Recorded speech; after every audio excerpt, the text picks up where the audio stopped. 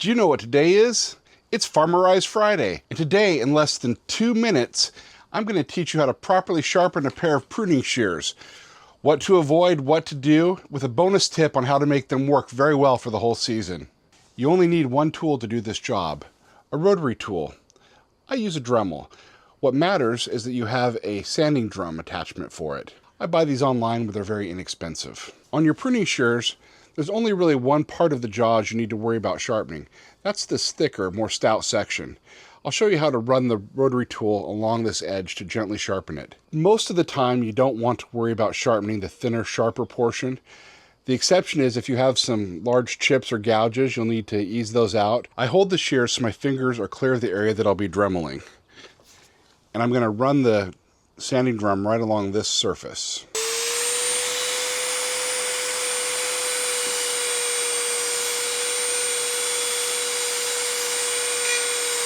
I've removed any burrs, and now I have a nice crisp edge where the ground surface joins the adjacent face that actually does the cutting.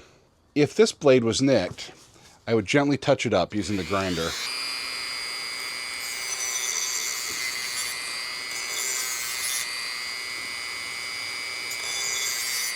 If you do need to sharpen this thinner blade, the key is to address it from the correct side, which is not the flat side. The key is to use light strokes, long strokes.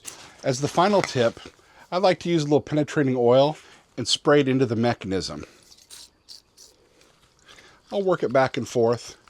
I'll just wipe off the excess with some paper towel. If you enjoy my Farmerize Friday videos, please subscribe to my channel. It means a lot to me. Until next time, we'll see you then.